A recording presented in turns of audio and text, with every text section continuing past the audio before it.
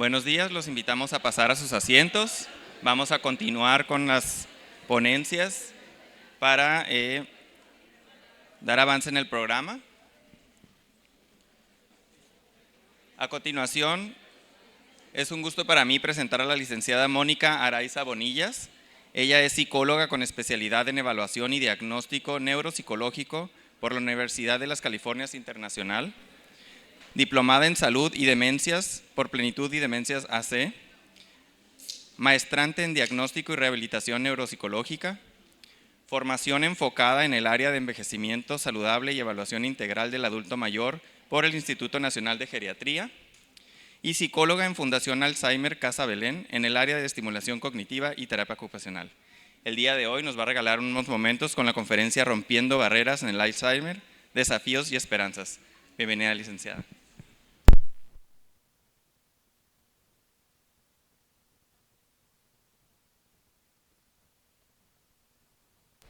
Hola, hola.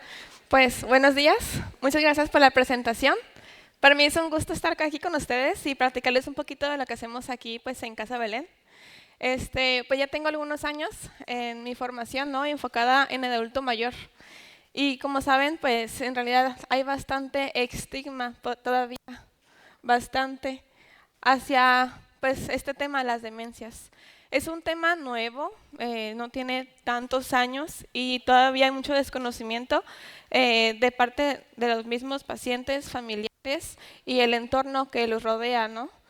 Todavía hoy en día recibimos personas que desconocen qué es en realidad una demencia y todavía están estos estigmas, ¿no? de que la demencia lo relacionan con locura.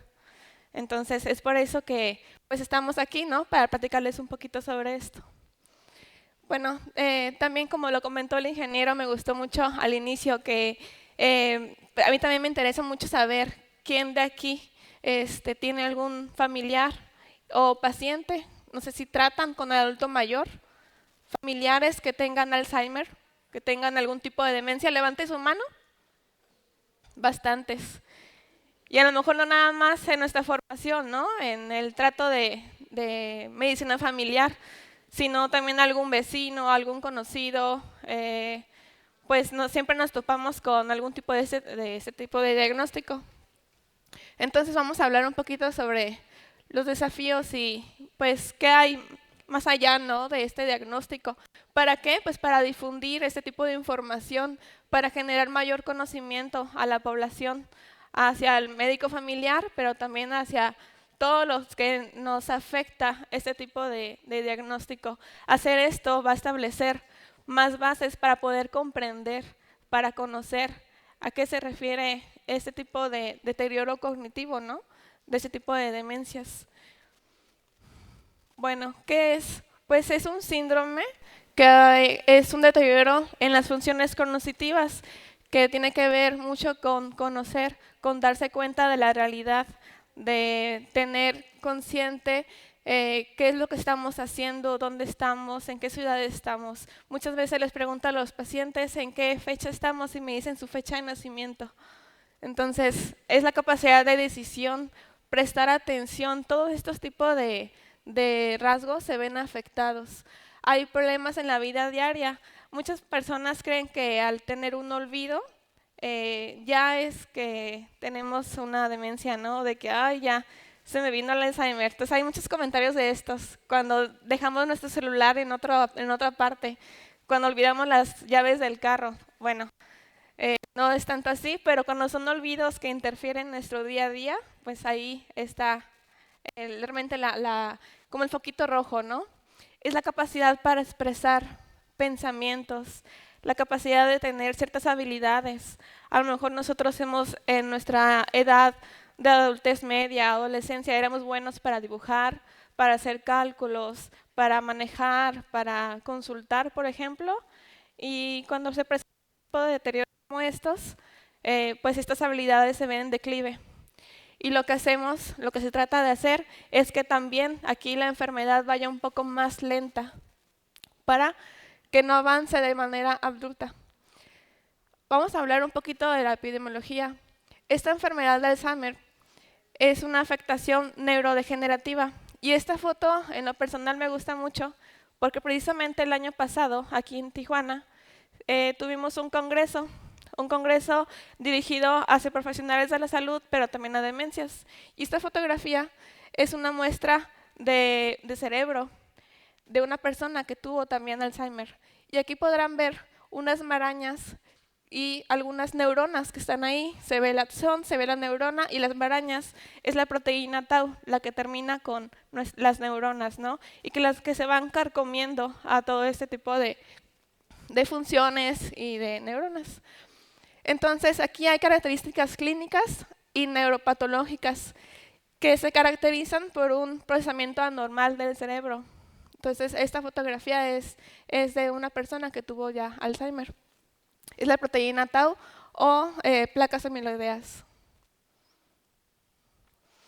1 de cada 35 personas en todo el mundo tendrá la enfermedad de Alzheimer, que es una de las demencias más comunes en 2050. Y uno de los objetivos, claro, de la medicina es que las personas pues aumenten su calidad de vida, que la longevidad pues sea aún más, ¿no? Si pensamos en tiempos atrás, ¿cuánto era el periodo de vida que había?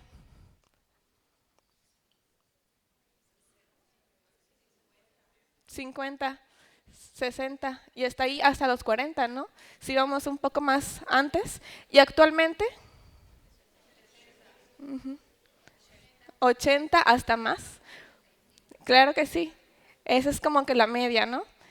Actualmente en Casa Belén tenemos personas que ya tienen 91, que han tenido hasta 98 años y siguen todavía, pues, aquí, ¿no?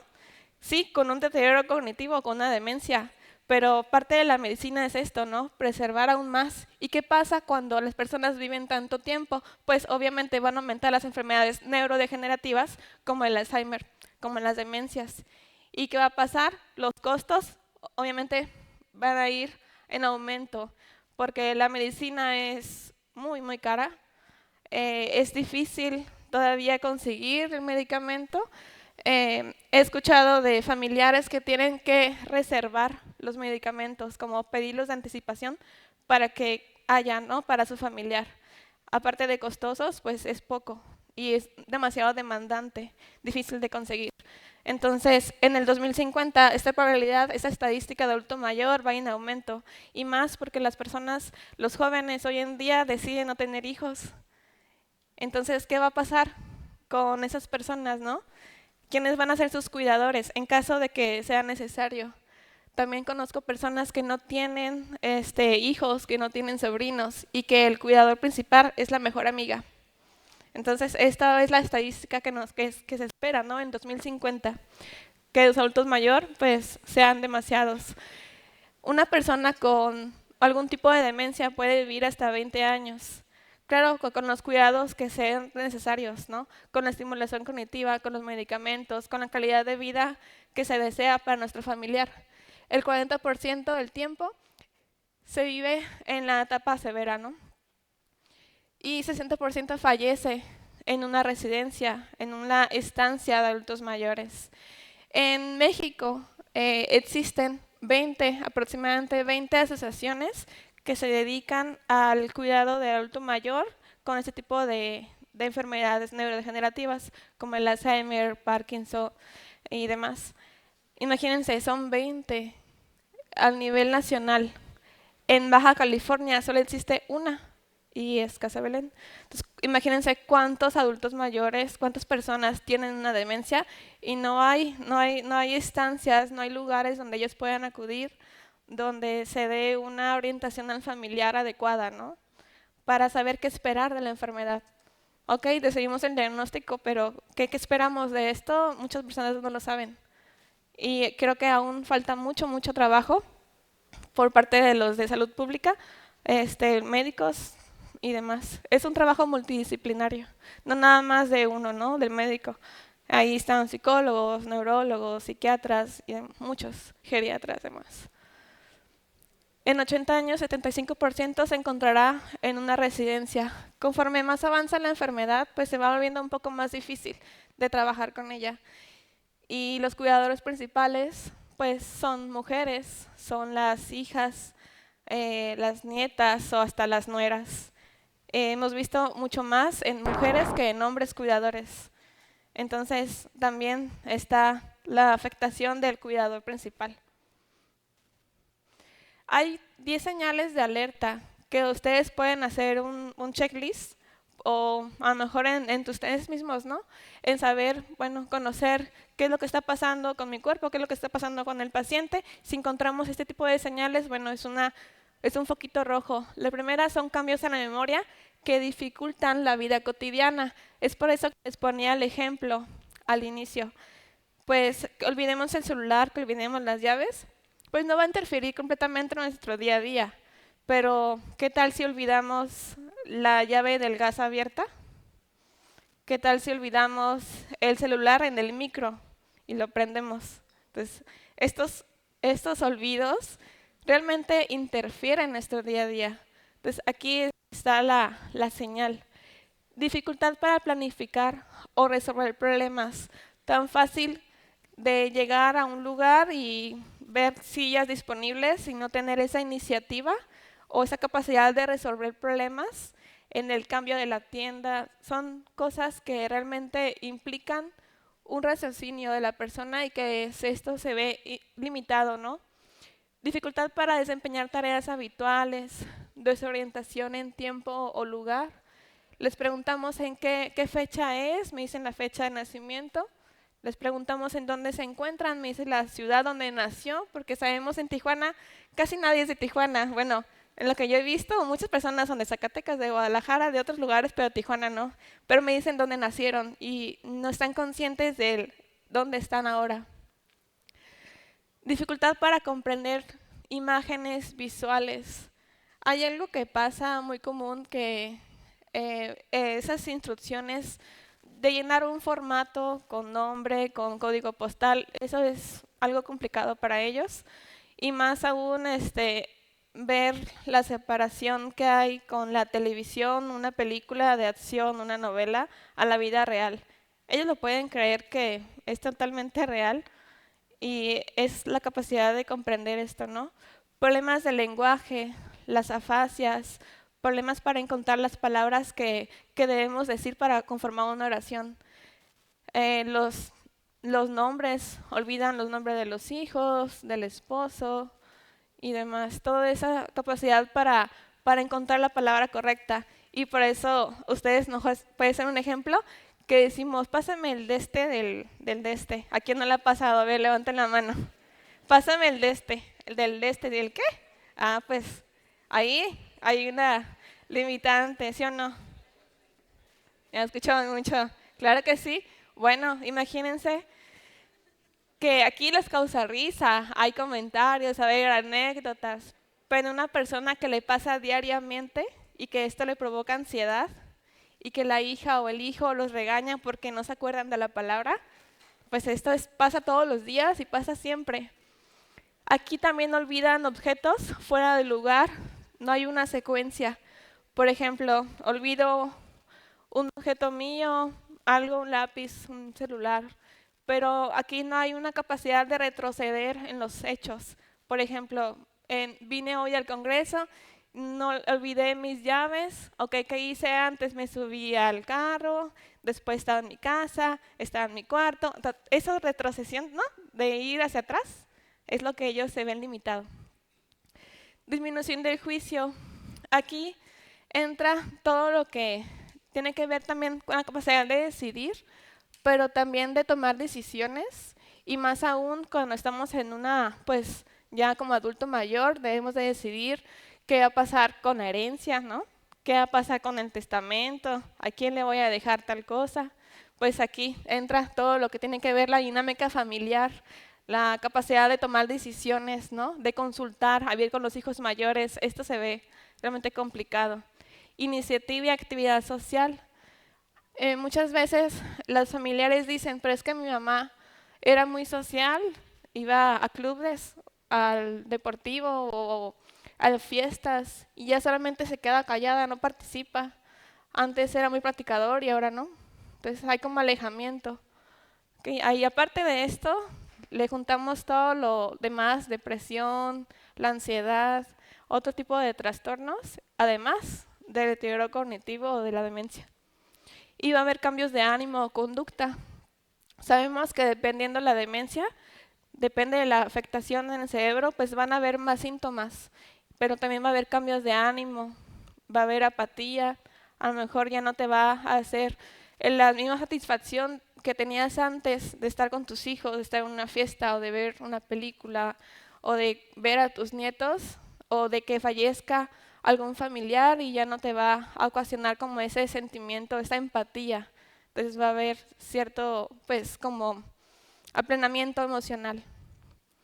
Y cambios de conducta, por ejemplo, hay una demencia, la demencia frontotemporal, que afecta, ¿no?, la parte frontal del cerebro, donde está nuestra personalidad.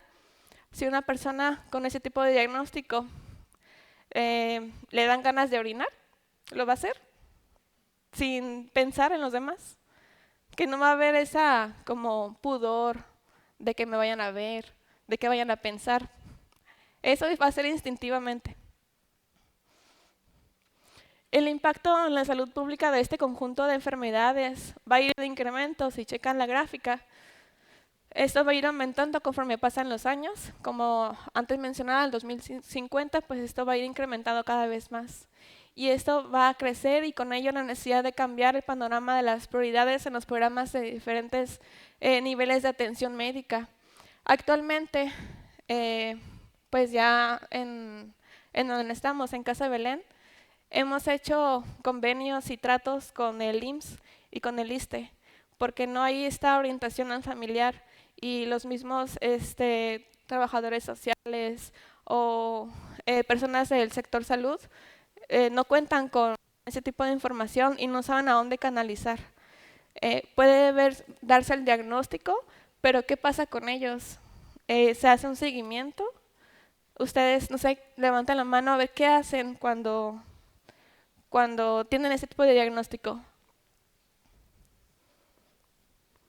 Se les da una orientación, porque fuimos al IMSS, sí hay geriatría, se les da como que se les brinda esa información, pero hace falta de talleres, ¿no? ¿Ustedes qué piensan? ¿Sí? ¿Mande? Sí hace falta, ok. Bueno, es imposible no envejecer. Hay tres tipos de envejecimiento: el usual, el satisfactorio y el patológico. Nosotros atendemos más que nada al envejecimiento patológico, donde se presentan enfermedades crónicas y progresivas, donde ahí encontramos muchas discapacidades, fragilidad y vulnerabilidad aumentada. Esto se presenta en un 5% de los grupos de 60 a 84 años, que son la media que ustedes me comentaron, el tipo de edad que siempre vemos, ¿no?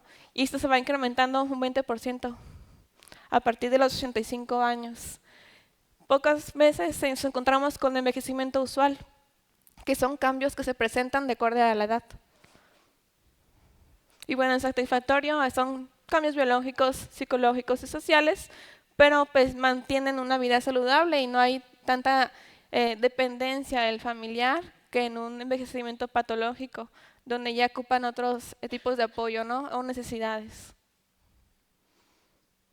Los costos económicos, pues saben que son demasiados, desde el médico, salud pública y económico.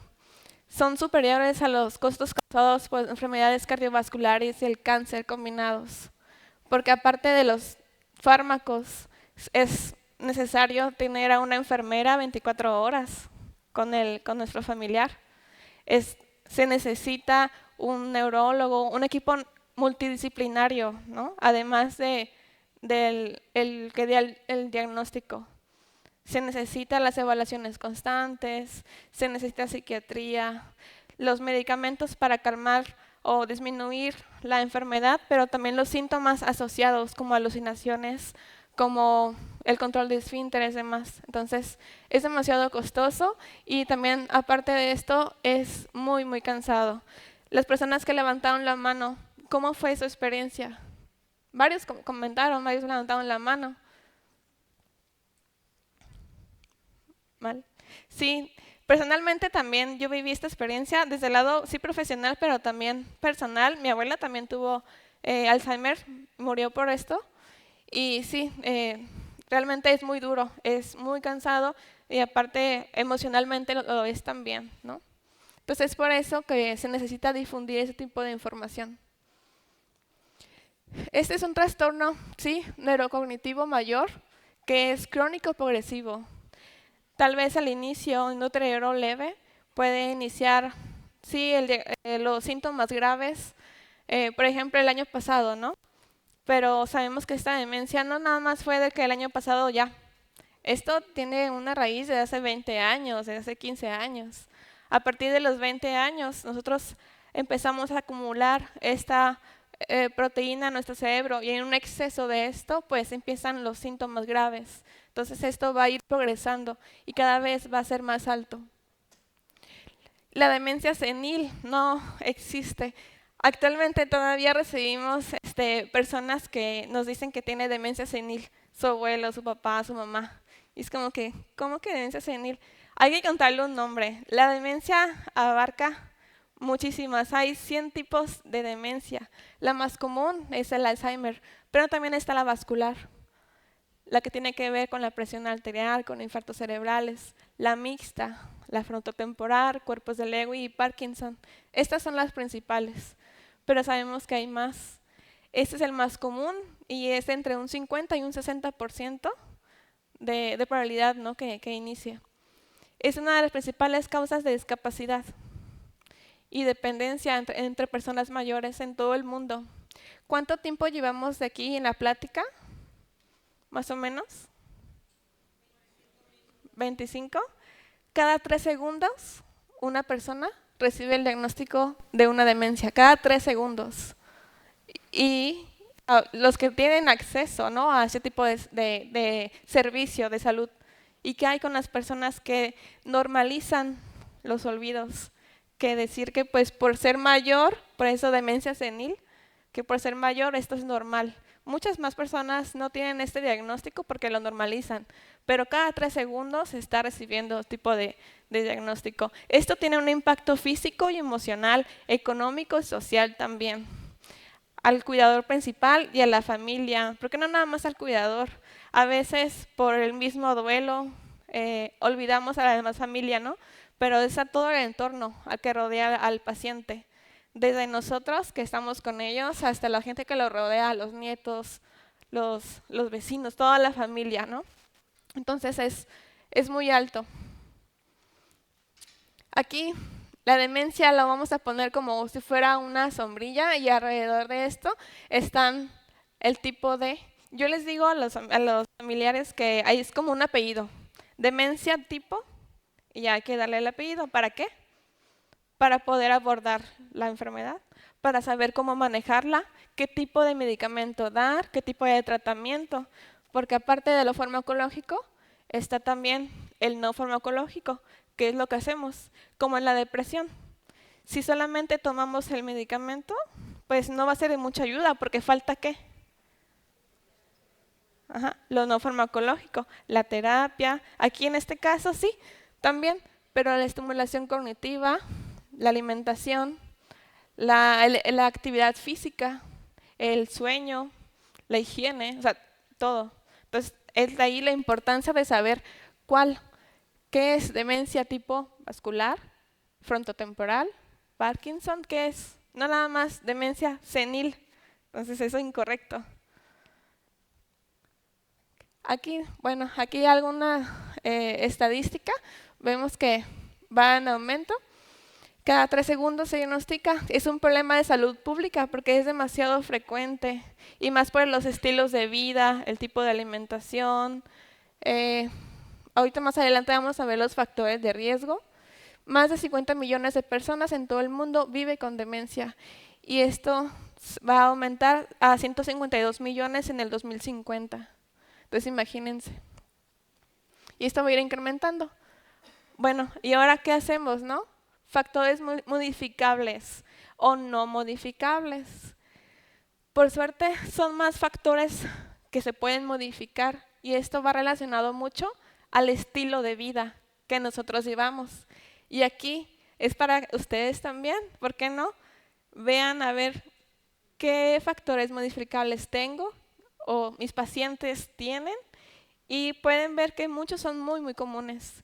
Entre menor educación tengamos, pues es más viable, ¿no?, que podamos tener en un futuro algún tipo de demencia. Pero esto es modificable porque todavía estamos a tiempo de poder trabajar, de poder estimular nuestra mente, nuestro cerebro, con estimulación, con estudio, con lectura. Poca actividad. Bueno, si no hacemos ejercicio, sabemos que el ejercicio va a regenerar también nuestras células, va a mejorar nuestro estado de ánimo, nuestro sueño, va a mejorar mucho el tabaquismo, hipertensión arterial, diabetes, obesidad, depresión, pérdida de audición y aislamiento social. Todos estos factores es posible que se controlen o se vean modificados. En el 2017 se agregaron, de estos 10, se agregaron 3 y se atribuye al traumatismo craneal en la edad media, o sea, un golpe en la cabeza, el 1% al consumo excesivo de alcohol y el 2% a la contaminación ambiental. Por eso vemos, hay un documental en Netflix acerca de la longevidad. Y hay estudios comprobados que personas que viven en el campo, que tienen un estilo de vida más saludable, más activo, pues hay una disminución de enfermedades neurodegenerativas o de estos factores de riesgo, ¿no? Entonces, mucho tiene que ver con el estilo de vida. Y los factores no modificables, que no podemos hacer nada, es la genética, que solamente es el 1%. Si mi abuela, si mi madre tuvo una enfermedad como esta, una demencia, no quiere decir que yo hija o yo hijo, pues esté como que mi destino asegurado porque ya voy a tener una demencia. Y a veces nos preocupamos, ¿quién no? ¿No? Sí, sí pasa, nos preocupamos, como caritas así de que sí. Nos preocupamos porque pensamos que a lo mejor a nuestra madre o padre le puede pasar porque mi abuela también lo tuvo, pero no, es el 1%. La edad, como dijeron, la estadística, ¿no? A partir de los 65 años, esto se pone en riesgo, ¿no? Porque pues va aumentando nuestra edad y por ello van aumentando enfermedades como estas, ¿no? Hipertensión, pero también pues una demencia. El sexo también, por ser mujer, también hay una probabilidad mayor en que tengamos pues una enfermedad como esta. De hecho, en Casa Belén, de todas las personas, solamente tenemos 3 hombres y la mayoría son mujeres. Es raro ver sí hay, pero también los hombres tienen como que más estigma de acudir al médico, ¿sí o no? Hay como más pudor, como que no se dejan revisar, y la mujer sí. Hay más cultura, hay más accesibilidad, ¿no?, a asistir con nuestro médico o nuestro ginecólogo. Entonces, los antecedentes familiares, ¿no?, también. Todos los antecedentes patológicos de nuestra familia, pues influyen mucho en esto. ¿Por qué la importancia de un diagnóstico temprano? Para dar un diagnóstico es necesario tomar en cuenta 4 cosas. La planificación. ¿Qué va a pasar a partir de que tengo este tipo de diagnóstico? Formar un programa de vida, ver a dónde voy a acudir, qué voy a hacer, una evaluación para dar el diagnóstico. Se necesitan muchos estudios de sangre, de orina, evaluación con el neuropsicólogo, identificar las necesidades del paciente. Se realizan planes de intervención de acuerdo a las necesidades del paciente. Sabemos que ningún paciente, ninguna persona y ningún diagnóstico va a ser igual a otro. Entonces se necesitan ver las necesidades individualmente para poder otorgar un tratamiento efectivo y de acuerdo a la personalidad, a los gustos, a los intereses y a las necesidades de cada uno. Y pues una mejor atención. Con todo esto se va a brindar una mejor atención. Las personas que tienen un diagnóstico en edad temprana, ¿no?, o un estadio temprano, pues tienen mejor probabilidad de que esta enfermedad vaya lento y no sea escalonado, repentino. A diferencia de una persona que no hace ese tipo de actividades o que está solamente en casa, muy sedentaria, con el estilo de vida sedentario, pues una persona que se encuentra activa con un diagnóstico oportuno, pues va a tener mejor calidad de vida. Entonces es por eso que se necesita un diagnóstico temprano, para poder tener oportunidad de participar también en la investigación sobre la demencia, que puede identificar nuevos tratamientos, ayudar a encontrar una cura. Actualmente existe el Biobanco Nacional de Cerebros en México por el doctor Luna, quien llevó la muestra que les mencionaba al principio, la muestra de cerebro. Él está realizando estudios con donaciones de cerebros de personas que ya fallecieron y encuentra biomarcadores para encontrar pues una cura. En el mercado salen medicamentos, pero pues actualmente todavía no hay una cura, ¿no? Que podamos decir te va a quitar el Alzheimer. Pues todavía no, pero sí se puede aminorar los síntomas.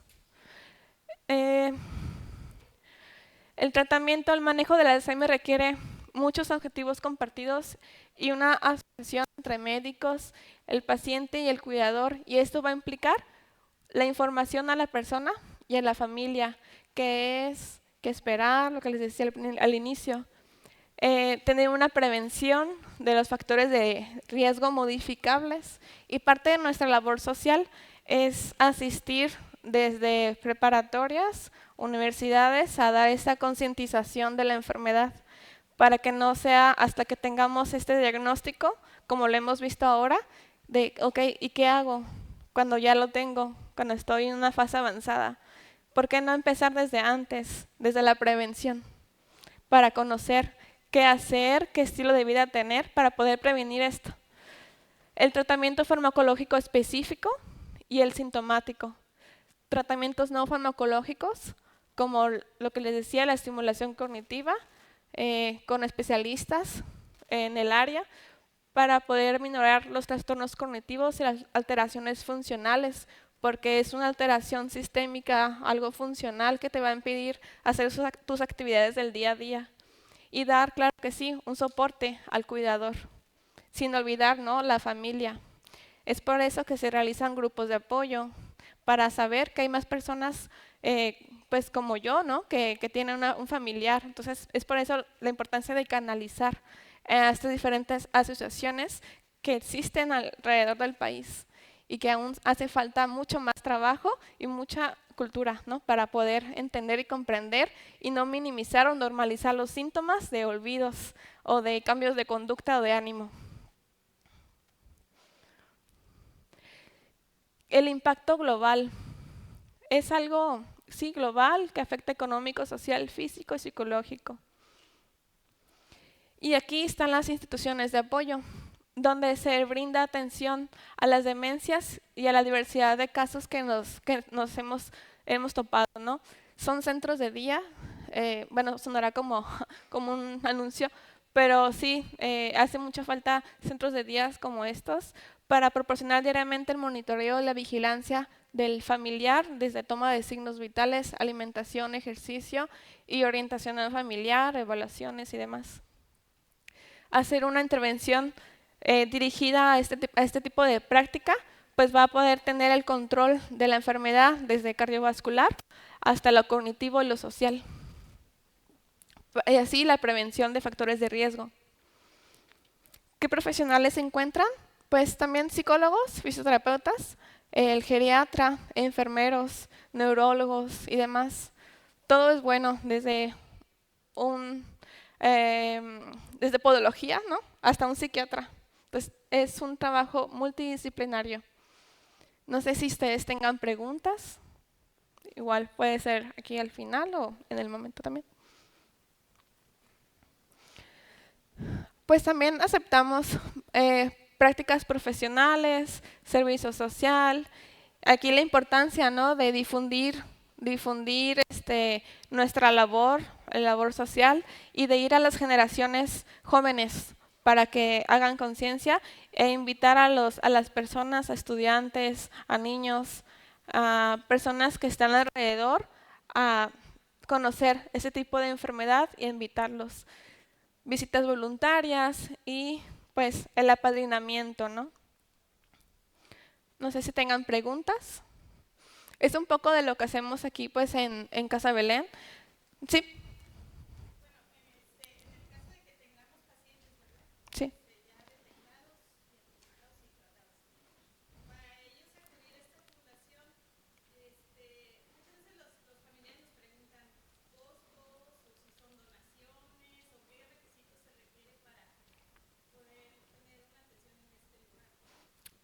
Pues al inicio sí hemos recibido mucho canalización, ¿no? de hospitales y más que nada de geriatría. Y pues el primer momento se realiza una entrevista para ver los factores de riesgo, para conocer la historia clínica y después ya pues se habla de los costos. Pueden ser dependiendo la situación, ¿no? del familiar, pero también está la cuestión de becas. Y aquí también estamos de la mano con empresas. Por ejemplo, una de ellas es Medtronic, también la que comentaba el ingeniero, o de Parker. Entonces, esas empresas realizan ese tipo de donativos y se le puede apadrinar al usuario, ¿no? No se le decimos paciente, usuario. Y los costos pueden ser desde un día, 2 días, hasta la semana completa. Y el horario de atención es de 8 hasta 7 de la tarde o 6 de la tarde. Entonces, de verdad es un alivio ese tipo de atención, porque está abarcando realmente pues todo el día. Y durante la estancia del adulto mayor, pues está haciendo ejercicio, está bien alimentado y monitoreado por enfermería.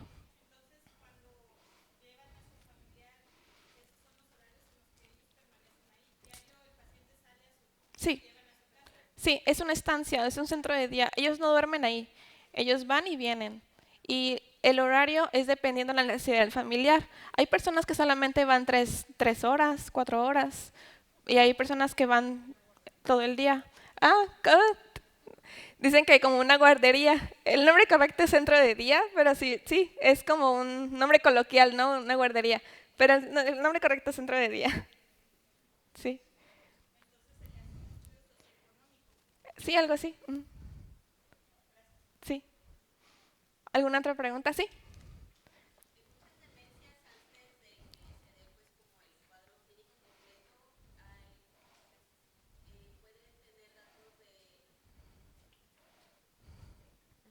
Pueden tener datos de deterioro cognitivo leve. Gracias. Y pues esa es como la fase preventiva, ¿no? Donde podemos detectarlos antes de que esté avanzada la enfermedad. Pero en esa parte, si se hace, por ejemplo, más estimulación intelectual, ¿se puede retrasar como la aparición de la demencia en el caso del Alzheimer? ¿O disminuir la severidad clínica o no tiene beneficio preventivo? Sí, bueno, cuando hablamos de deterioro cognitivo, estamos hablando como de las afectaciones, de las señales de alerta, ¿no? Pero cuando encontramos esto, puede ver sí un deterioro cognitivo, ¿no? Que aún no se hace como tal una demencia. Cuando hablamos de una demencia tipo Alzheimer, quiere decir que las proteínas, que como la imagen pasada que estaban carcomiendo las neuronas, es muy difícil poder eliminar o hacer una cura total. Y es imposible decir que voy a curar a tu familiar del Alzheimer, voy a revertir la enfermedad. Lo que vamos a hacer con lo preventivo y con el fármaco y lo no farmacológico va a ser que voy a hacer que la enfermedad vaya lenta y que en 1 año o 2 años esta persona no tenga una pérdida funcional de todas sus habilidades. Entonces va a ser como una estimulación constante, un trabajo constante de todo el equipo para hacer que esto no avance. Entonces, ¿sí hay diferencias si se inicia el estímulo en la etapa de deterioro cognitivo leve a que si se inicia cuando ya está instaurada la demencia? Sí, claro que sí. Sí, porque hemos visto casos reales que vienen cuando aún no es la fase avanzada y cuando sí lo es. Y es difícil poder mantener al familiar, al paciente, con sus funciones, a diferencia de cuando vienen al principio, ¿no? Con un deterioro cognitivo. Es por eso que son los factores modificables para poder cambiar el estilo de vida. Sí.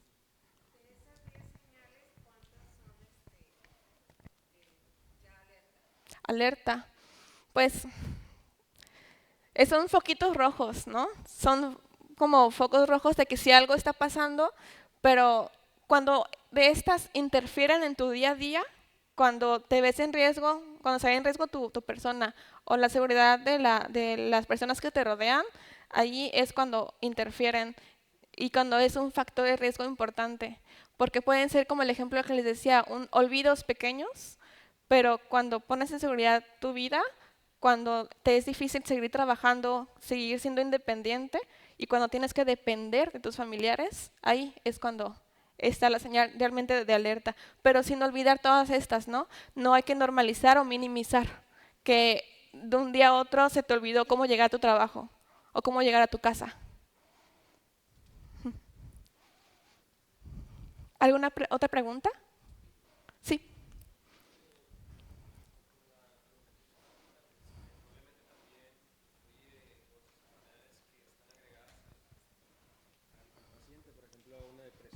Sí. Una depresión que en ocasiones puede generarle que en ocasiones se te olvide hacer algo, o por ejemplo, como dices tú, que se le olvidan las llaves y todo eso. Parte de la depresión del mismo paciente influye en que tenga esas alteraciones Sí. en su manera en su memoria principalmente. Entonces también es importante pues una orientación más al paciente sobre qué realmente si tiene el Alzheimer o otras enfermedades asociadas que pudiera estar un poquito acelerando el proceso del Alzheimer. Sí, claro. Sí, como un diagnóstico diferencial, ¿no? Ajá, como descartar que la sintomatología sea por otra enfermedad y no por esta. De ahí la importancia de hacer las resonancias, la tomografía, los estudios de sangre, los estudios de orina, acudir con un geriatra, con un neurólogo, para poder descartar y controlar las otras enfermedades, ¿no? Como comorbilidades de esto, como la depresión, el diabetes, hasta, ¿saben? Una falta de audición. Y hay muchas personas mayores ya no quieren usar el aparato auditivo, se enfadan y lo apagan y ya, lo tiran, ¿no? O lo pierden. Pues una falta de estimulación sensorial en cuanto a la audición o la vista puede ser también un factor de deterioro cognitivo o de desarrollar en un futuro una demencia, porque si no hay estimulación, pues nuestro cerebro se va a ir apagando, como si fueran unos poquitos, se van a ir apagando porque no hay estimulación. Entonces esto puede desarrollar, así como la depresión, como que lo que usted dice. De nada. Doc, felicitarla, buenos días por su excelente ponencia. Gracias. Soy el doctor Alejandro Ayala, médico familiar de la Clínica 27. Y pues el tratar un padecimiento es complejo, ¿no? Desde incluso, aunque se tratara de una simple infección viral, decidir asociar un solo factor al paciente es complicado, aunque sea un virus, ¿no? Entonces depende de otras cuestiones, factores inmunológicos y eso. Entonces usted como experta, ¿qué opinión tiene entre los micros y macronutrientes, otras cuestiones que a lo mejor forman parte no de lo principal totalmente de la pérdida de la memoria de una persona, pero pues al tratar o al abordar estas cuestiones también dan un plus, un porcentaje extra de mejoría en los pacientes? Específicamente me refiero pues consumo de omega 3, omega 6, Sí. sulfato de magnesio, calcitriol, ácido fólico, complejo B, fibra y otras cuestiones que pues también tenemos que tener mucho cuidado, ¿no? Desde nosotros mismos, desde nuestro hogar como personas para pues cuidarnos integralmente. La automedicación, ¿no? Exactamente, la automedicación, la de prescripción. Recientemente dieron una plática por ahí a nivel nacional también de prescripción de medicamentos, que es clave porque muchas veces tenemos interacciones y pues ahora sí que la cuestión conductual, ¿no? Que, o sea, principalmente la pregunta enfocada hacia la cuestión de micro y macronutrientes y si existe, pues, por ejemplo, alguna situación que nos pueda recomendar usted desde el punto de vista para pues, mejorar la salud de nuestros pacientes, ¿no? Más que nada. Sí, de hecho, en cuestión del omega, de todas las vitaminas, es por eso que se hace como la valoración de que si hay un exceso de medicación, ¿no? La polifarmacia o la automedicación de los mismos pacientes o de medicina alternativa, ¿no? Que también están como que está muy de moda, ¿no? Se está usando mucho. Y más la automedicación o de medicamentos naturales, que es que decía mi abuela que si me tomo esto, no sé. Entonces sí, de hecho hay un tipo de demencia que puede ser ocasionado por el consumo de vitaminas en exceso. Demasiado omega 3, demasiada vitamina, se puede ocasionar también un daño. Entonces sí, sí, por eso se necesita la valoración, ¿no? De un geriatra, del trabajo de nutrición. Entonces, para poder valorar y ver la persona de manera individual, ¿no? sin generalizar y ver el caso especial de esta persona que está tomando, que está haciendo, para que el deterioro esté en avance. Pues muchas gracias. No sé si hay otra pregunta, si no, ya. Gracias.